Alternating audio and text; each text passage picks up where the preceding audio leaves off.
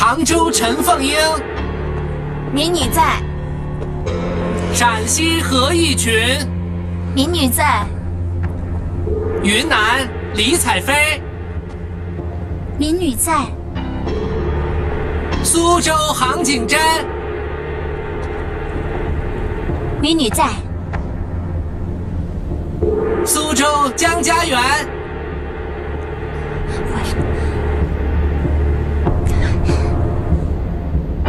江家园，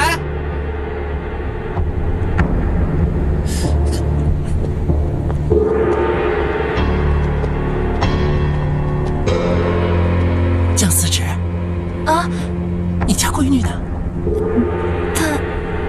她不见了。不见了？她又躲到哪棵树上去了？公公，紫禁城没有树的。没。白长喜，何事耽误？回皇上，少了一个绣娘。少了谁啊？是苏州的江学文的女儿，江家园。苏州江学文？可是那个神针绣郎手江学文吗？正是皇上。那他上哪儿去了？来了！我来了！哎！哎呀，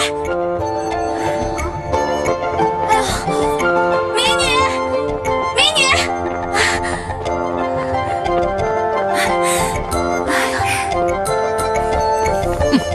哎呀！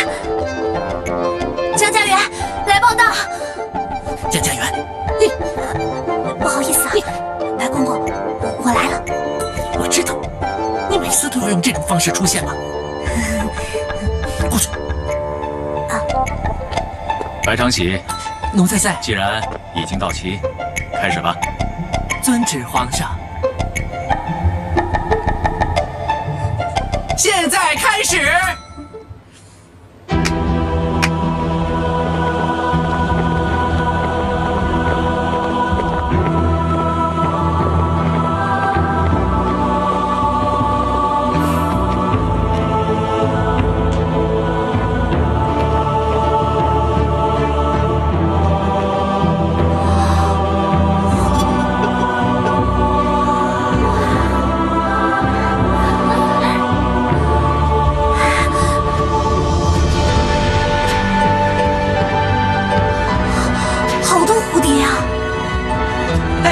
好消息！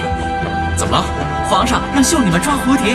抓蝴蝶？是啊，万岁爷英明睿智，突发奇想，要打破往年比试的规矩，认为善绣之人自然该骨肉均匀，有奇人异象，尤其是手腕骨的力道应该拿捏的准确，眼要明，手要快，要捕到蝴蝶还不能捏死它。哎呀，这既然不按规矩比试，那怎么会用捉蝴蝶的这个主意呢？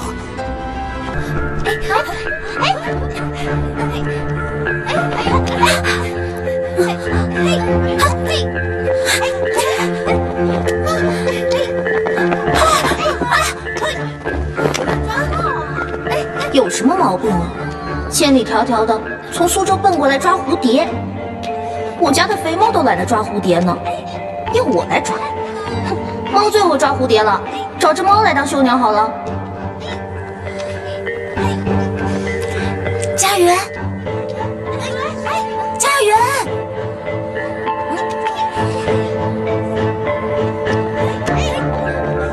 姑姑，快去扑啊！不扑，多难看啊！快扑啊！快呀，小姐！哎呦！给你看好东西啊，这个特别好吃。哎呀，还想着吃，你怎么不去抓呀？不抓。你要是不去的话，我可回去告诉老爷啊，说你在湖南狂吃烂赌的，还被人抓进了官府。别，你别告诉我爹。那就快去，快去，去呀！哎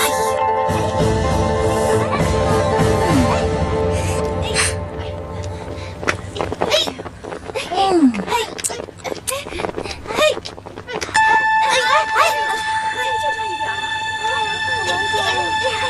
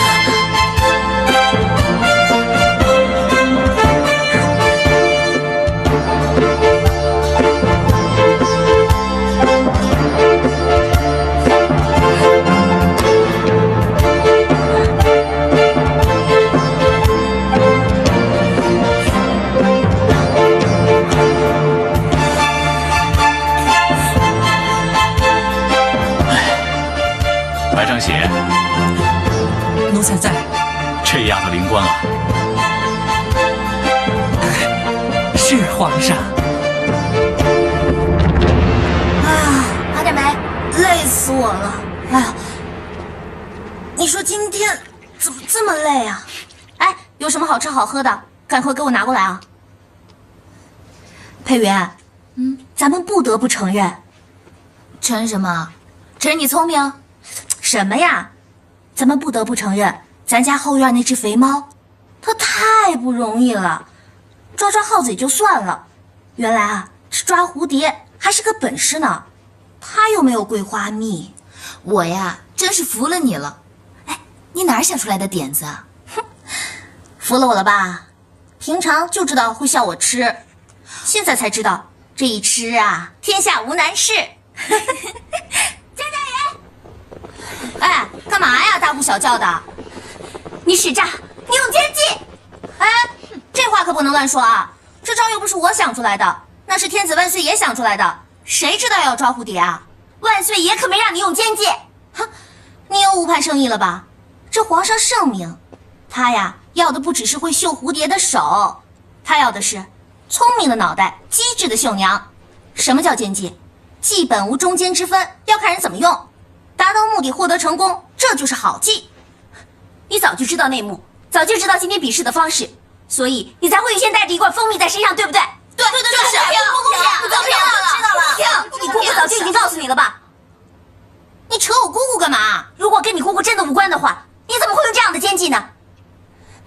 姐妹们，江家园胜之不武，江雪敏徇私舞弊。对，就是胜之不武，徇私舞弊。唐锦珍，你干嘛你？你这个小人，你比试赢不了我，没本事还让我姑姑。你动手推我！你使奸计，你还动手推我！哎呦，我手好痛啊！没事的。好你个江家园，自知理亏服不了人，你就动粗！姐妹们，他欺负人！他欺负人！让欺负人！让欺负人！让欺负人！仗着他爹是神针绣郎手，就可以随便乱欺负人了吗？说不定他爹早就知道内幕了。姐妹们，我们都被糊弄了！你还诬赖我爹，你敢把我爹扯进来？难道跟你爹没有关系吗？你还推我们，还打我们！我就推你怎么了？我就动手了。你呀，还不如吃蝴蝶呢！我捏死你！给我打呀！江家园、杭景镇，你俩要不要脸呀？啊！竟然闹出这种事来，还说你们两个是从苏州来的同乡呢。谁跟这个野蛮人是同乡啊？江家园，你先动手打人，说起来，你倒还有理了。我就轻轻推了他一下。我要真想打他呀，凭他打得过我吗？你说什么？白公公，我错了，是我们的错，对不起了。哎，自己认错就行了，别扯上我，我可没错。好，对，是我一个人的错。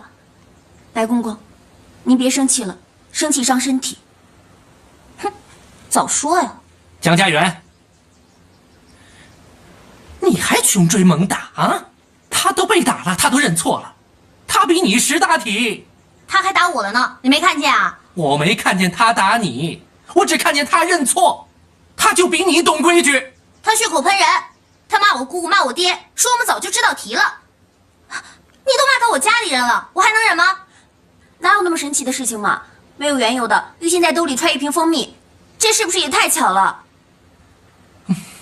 这事儿啊，倒还真是冤枉他了。除了皇上和我，那是绝对没有人知道到底如何比试。我错了，公公。这事儿啊，也怪不得你。谁都想在这一世中一鸣惊人，出人头地呀。是啊，公公。毕竟啊，能留在宫中担任巧儿，那是无上光荣啊。有什么了不起的？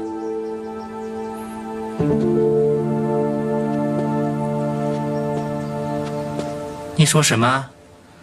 我说没什么了不起啊。你再说一次。留在宫里没什么了不起。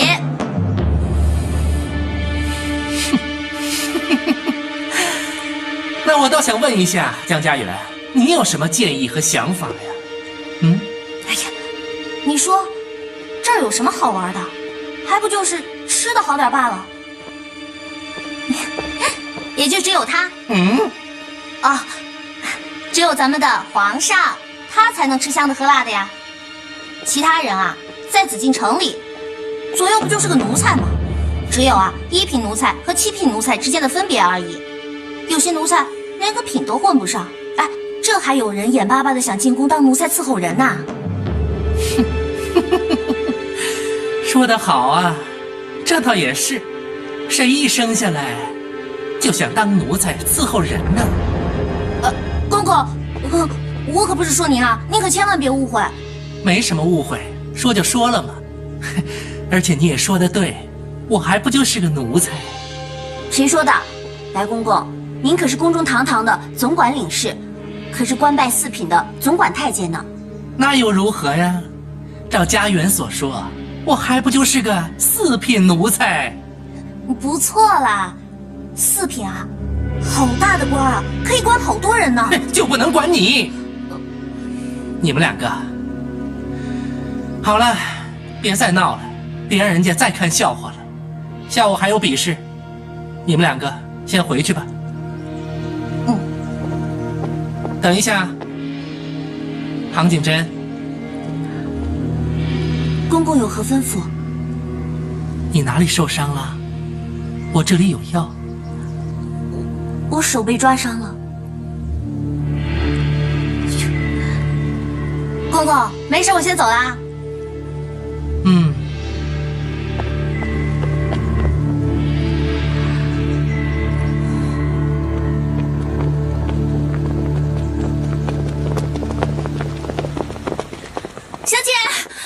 小姐，怎么样？没受责罚吧？到底怎么样啊？啊，没事吧？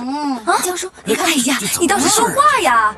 景珍呐，你是个明事理、懂规矩的孩子，这事儿让你委屈了。是公公大人有大量，不跟我们计较。还什么大人呢？那个丫头片子，我还直说我就是个奴才。那我可不服，天底下能够有几个人像公公这样位高权重的？且不说公公坐这个位子坐了这么多年，就说什么？就冲公公这样的尊姓，我也见不得别人羞辱您。怎么说呀？我娘也姓白，不说沾光，也觉得带着3分亲。哦，原来外家也姓白呀。是啊，公公，所以见到您就跟见了家人一样，觉得分外的亲切呢。嘿呦，好啊，算起来，你也算是本家的闺女了。谢谢公公不嫌弃。哎呀，别玩了！你真这么在白公公面前应答的啊？对啊，我就这么说的呀。哎呦，小姑娘啊，你可得罪人了。是啊，是啊，你不知道那个白公公啊，他心机阴险，城府很深，斤斤计较，老奸巨猾。他呀，尖酸。小祖宗啊，你刻薄，这话说不出来很难过的。我说你怎么到哪儿都死性不改，口无遮拦啊？要能改，能叫死性吗？再说了，明明你们心里都是这么想的，干嘛不让我说啊？有些话只能搁在心里去想，不能挂在嘴上。反正也来不及了，我说也说了，收也收不回来。而且啊，我压根就不想收回来，我就是觉得什么4品总管乱七八糟的，他是在说了。家园，这些年来你怎么光长个子不长心眼儿啊？这什么地方？这是宫里，一句话说错，身家性命都会难保的。你都不知道自己得罪了什么人，就会闯下祸根呐。所以我不愿意进京，不愿意选上绣娘，我不要留在宫里。你可想入选刘宫啊？公公，景珍很希望留在宫中。孩子啊，过来。公公，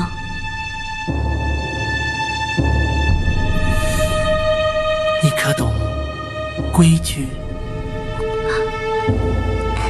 请公公教诲。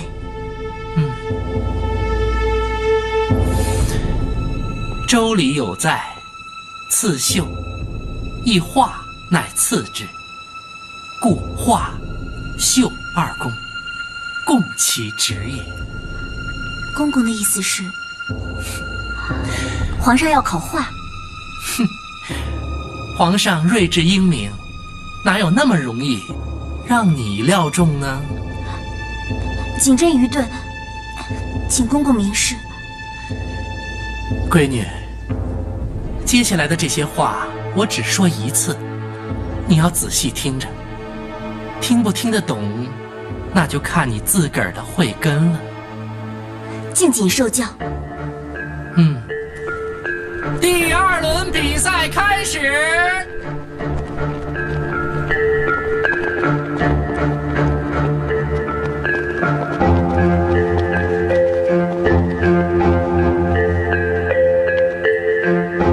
大家听好题目：规矩。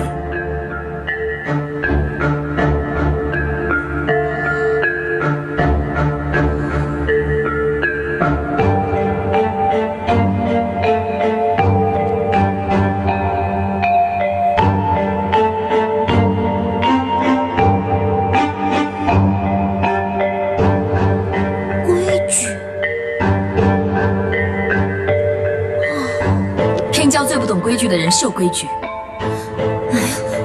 姑奶奶，你说这叫什么题目啊？这规矩，这规矩要怎么秀啊？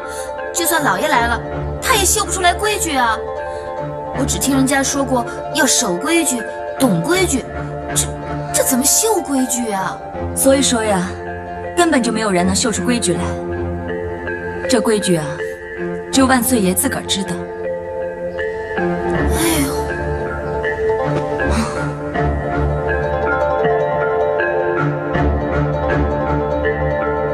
什么嘛，不考花鸟鱼虫，考规矩。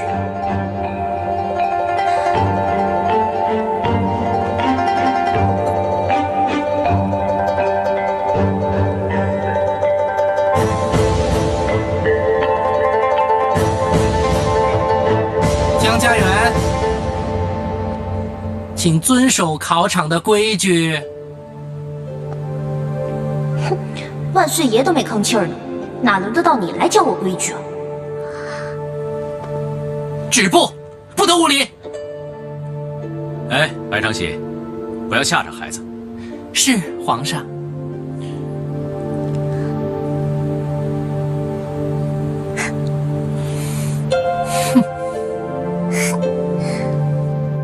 规矩啊，这次皇上出的题也太难了。是，你说这要是花二鸟啊，规矩谁知道啊？